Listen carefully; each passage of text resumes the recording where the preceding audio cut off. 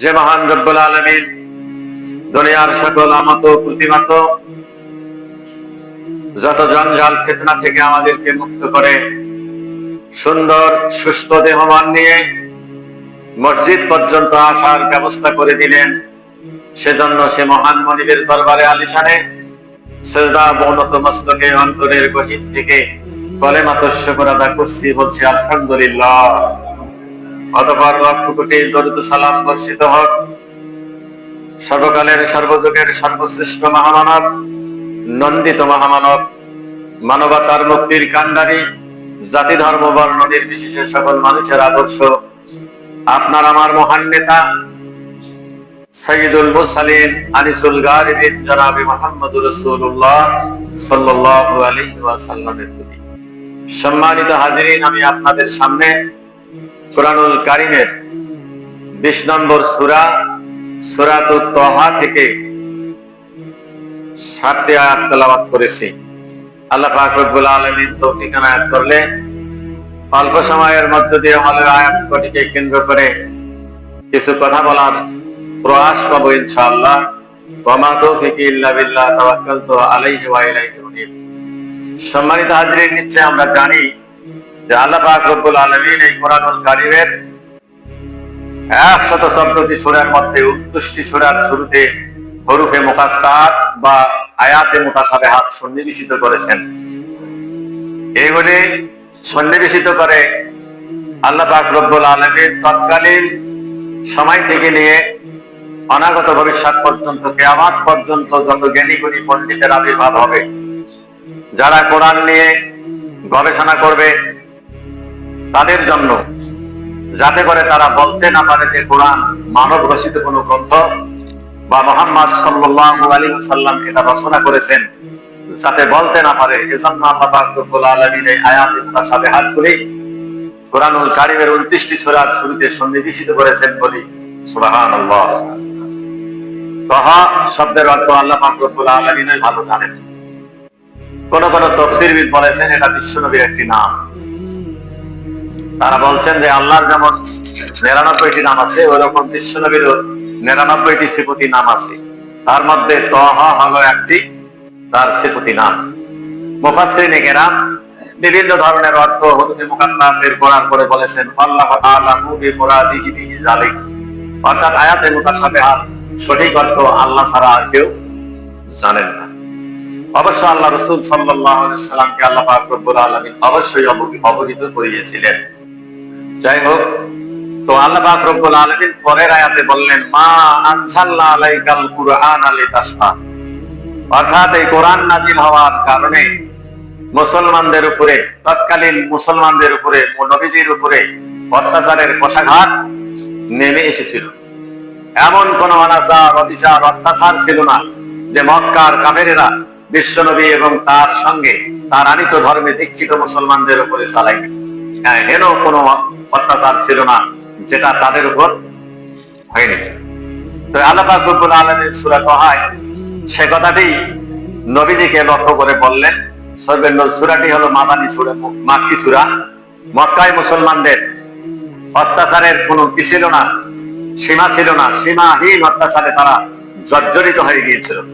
তো আল্লাহ পাক রব্বুল আলামিন নবীকে সে কথাই স্মরণ করিয়ে দিয়ে বলছেন মা আনজালনা আলাইকাল কুরআনা লিতাশকা, হে নবী, মা আনজালনা, আমি নাযিল করি নাই, আলাইকা, আপনার উপরে, কোরআন লিতাশকা, এই জন্য যে আপনি কষ্ট ভোগ করবেন, আপনি কষ্ট করবেন, আপনি দুঃখ পাবেন, আপনি লাঞ্ছিত হবেন, অপমানিত হবেন, এই জন্য কোরআন নাযিল করা হয় নাই।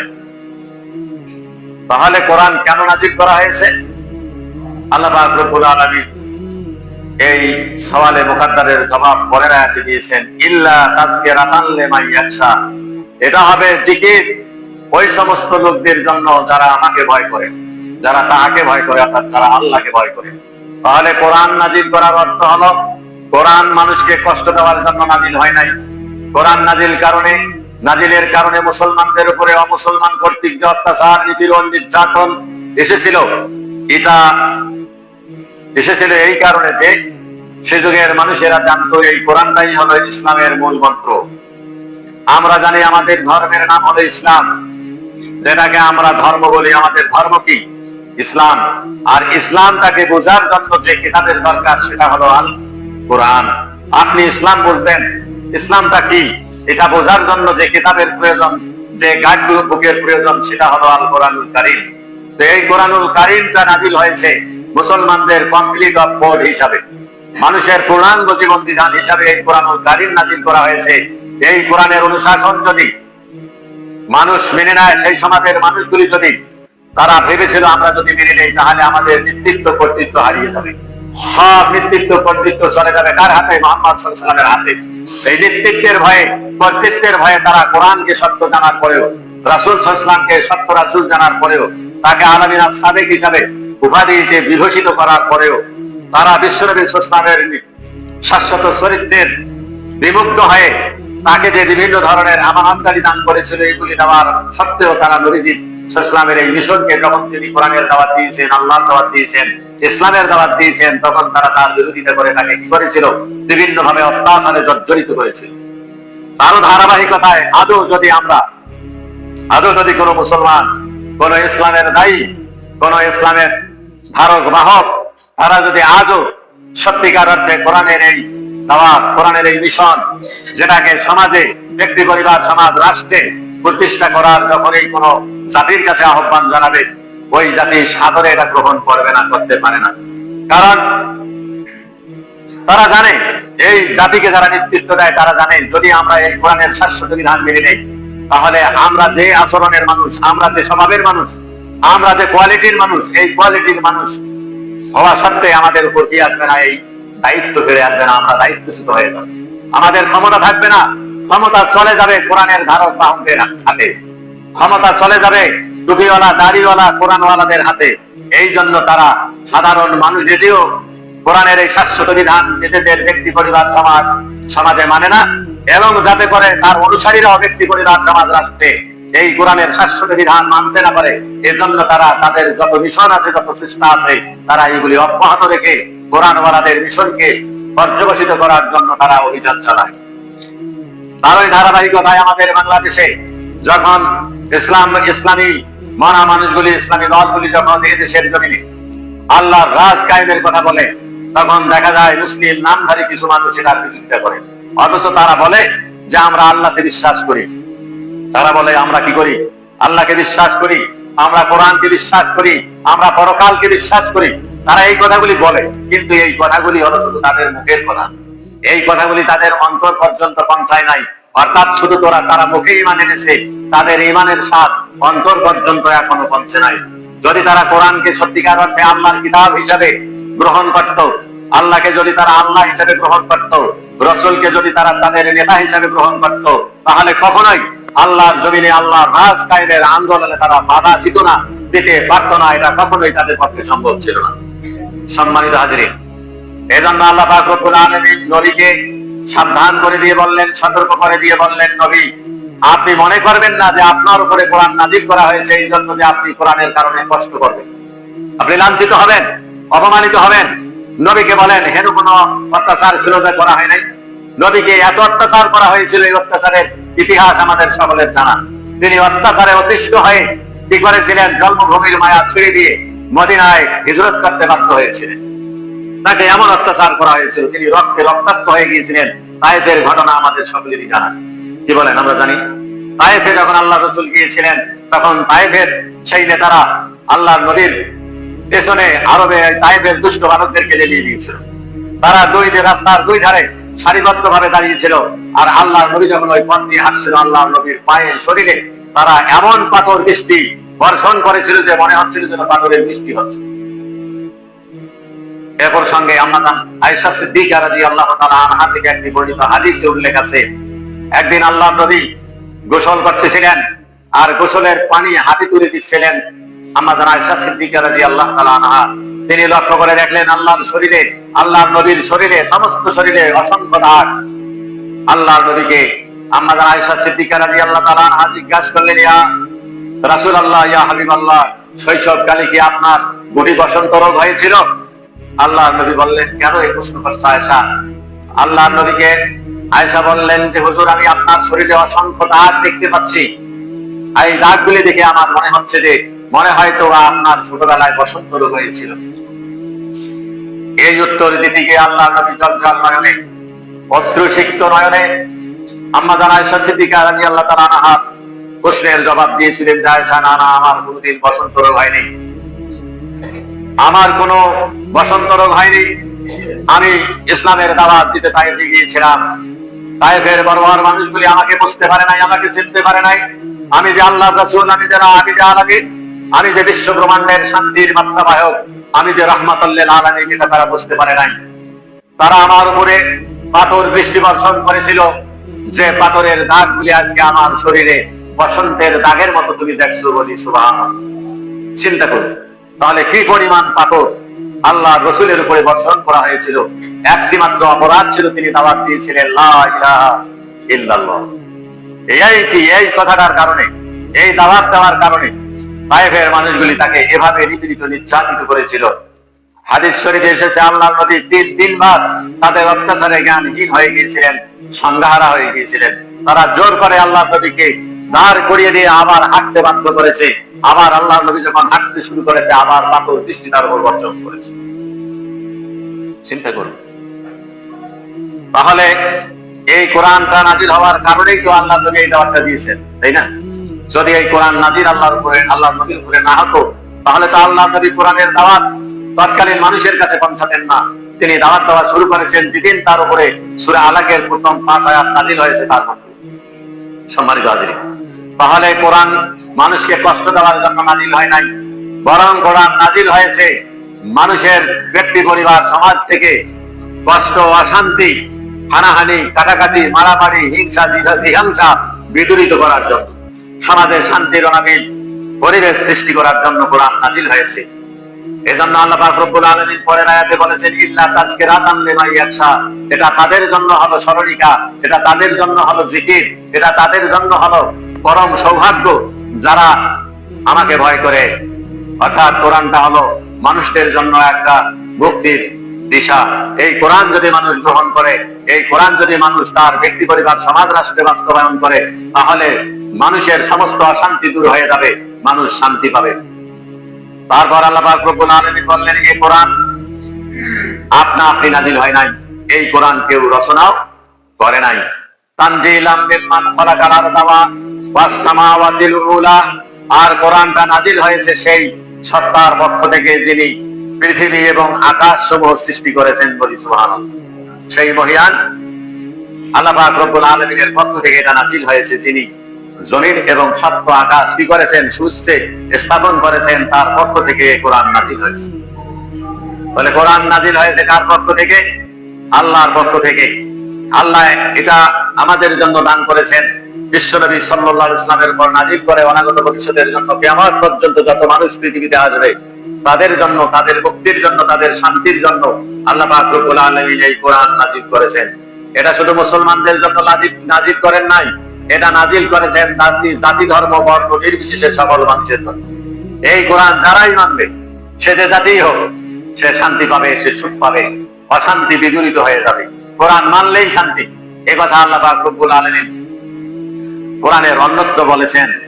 আল্লাহ পাক রব্বুল আলামিন বলেছেন যে হুদাল লিন-নাস ওয়াল বায়্যিনাতি মিনাল হুদা ওয়াল ফুরকান। আল্লাহ পাক রব্বুল আলামিন বলেছেন আমি এই কোরআন নাজিল করেছি মানব জাতির পথের দিশার জন্য। যারা এই কোরআন মানবে তারা পথের দিশা পাবে এবং তারা দুনিয়াতে নেতৃত্বের আসনে সমাসীন হবে বলি সুবহানাল্লাহ। সম্মানিত হাজিরিন, আমরা দুঃখজনক হলেও সত্য, আমরা কোরআনকে ভুলে গেছি।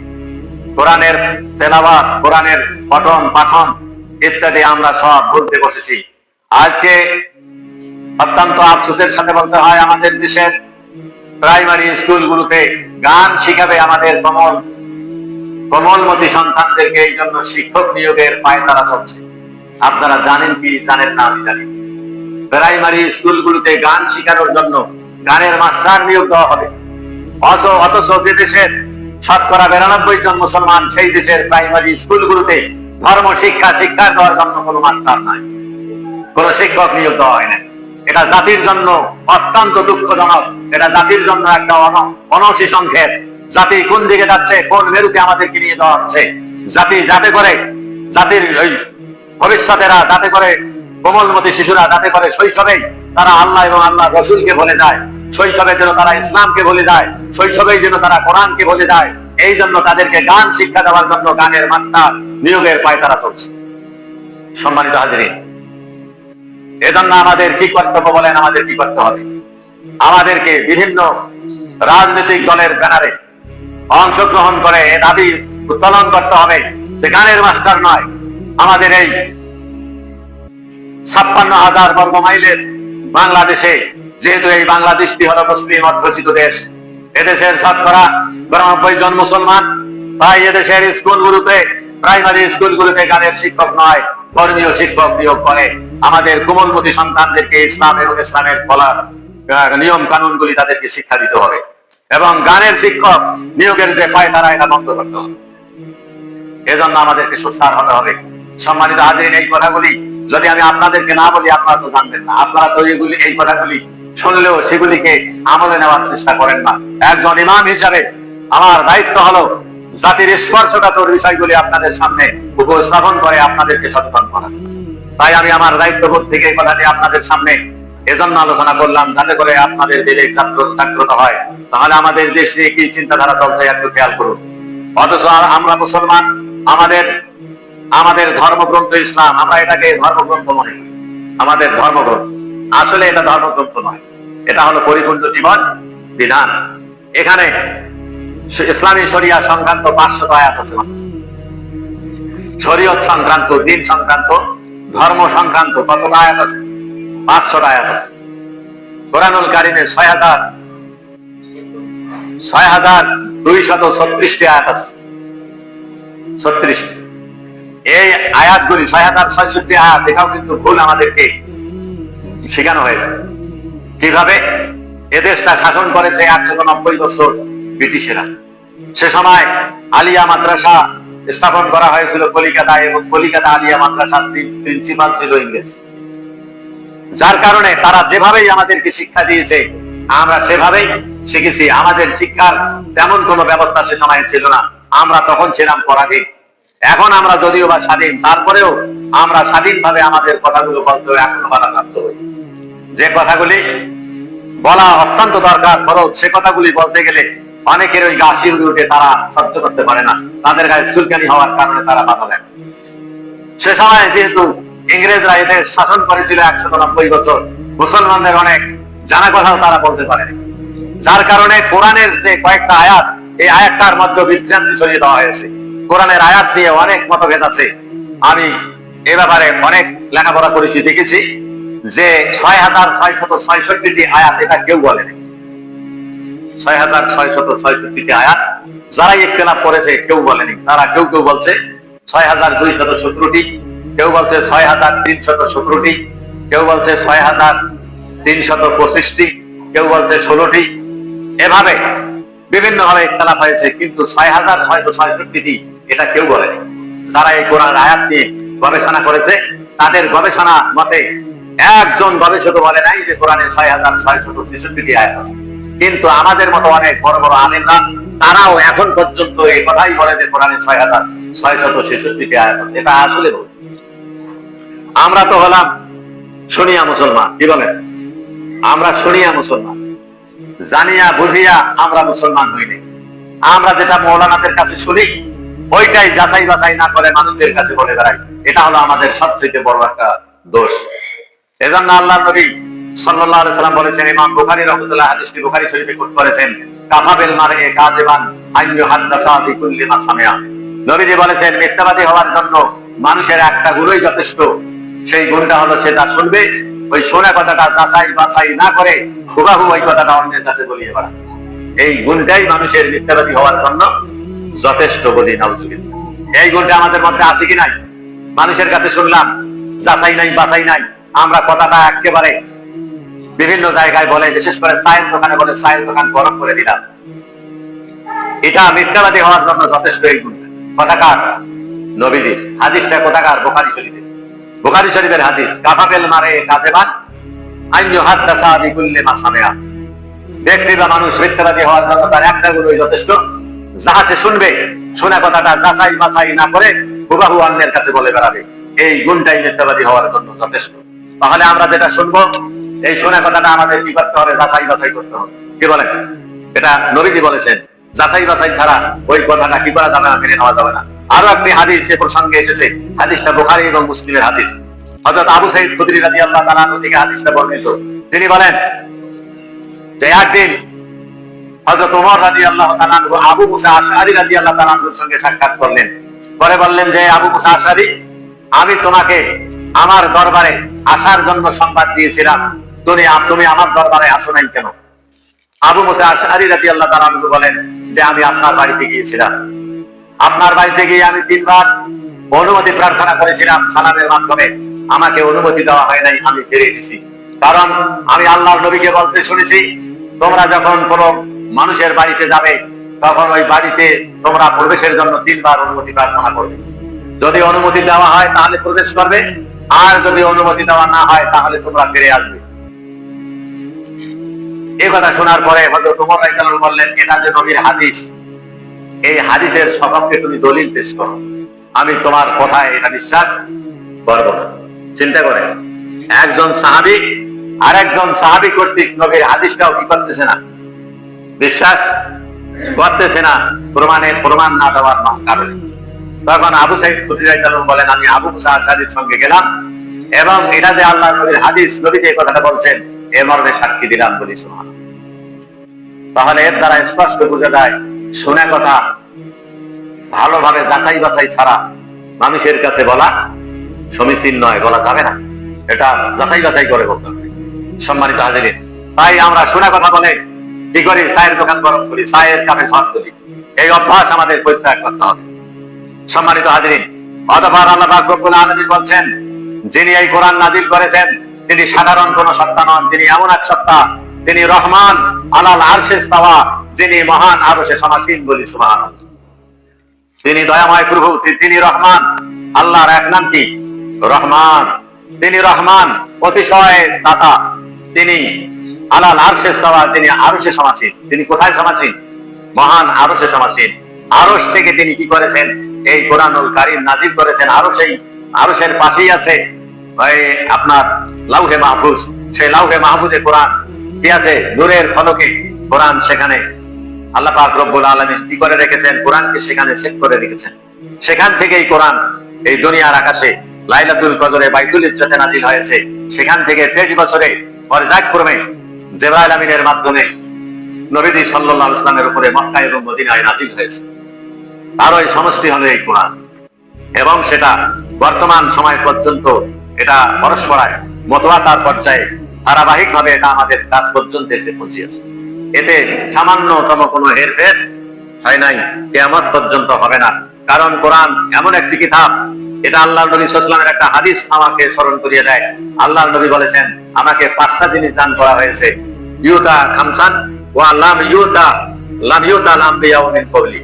আমাকে 5টা বিষয় দান করা হয়েছে, আমার পূর্বের কোন নবীকে এই 5টি জিনিস দান করা হয়নি। 1 নম্বর হলো আমার প্রভাব, আমার ব্যক্তিত্বের প্রভাব আমার শত্রুর অন্তরে 1 মাসের পর দুধ থেকে কি করে তার অন্তরে ভীতি সঞ্চয় করে।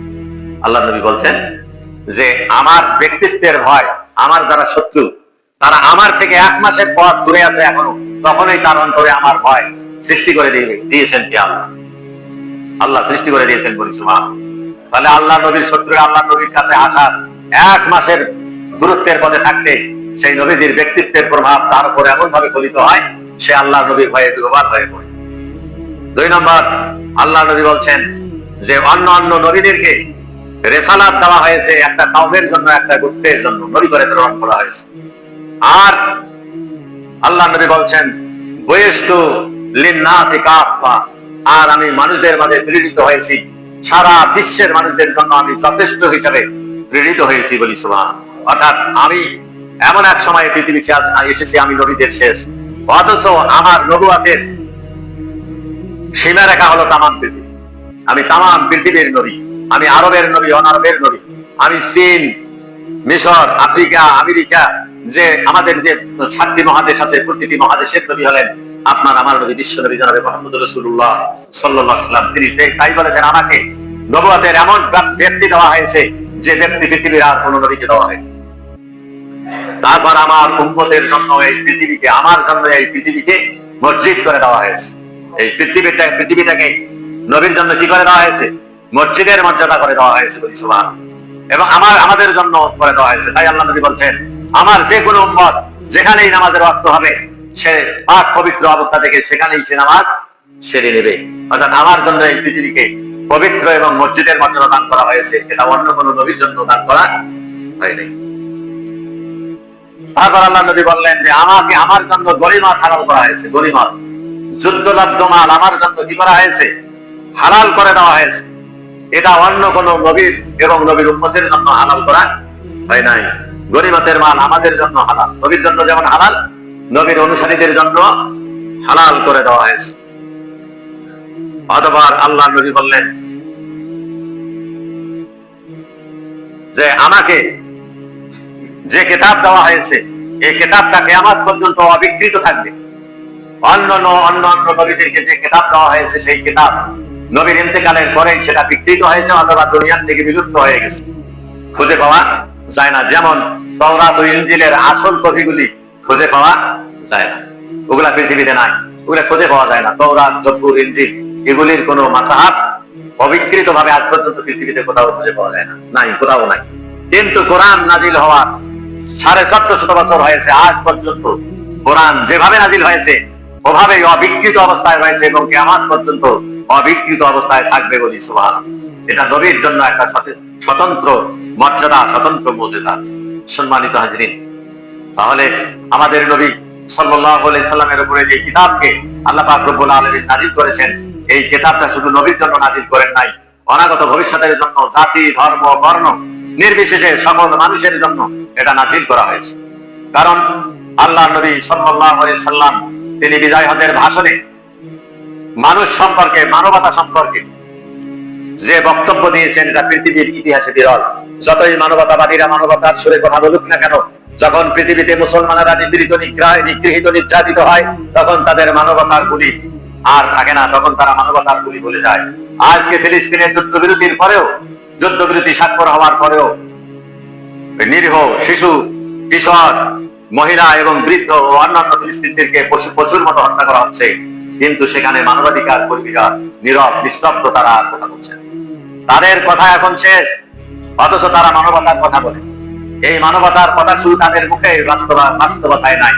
এজন্য মানবতার কথা যিনি বলেছেন তিনি মানবতাকে মানবতার আসনে সমাসীন করে দেখিয়ে দিয়েছেন কিভাবে মানুষকে মানুষের আসনে সমাসীন করতে হয়।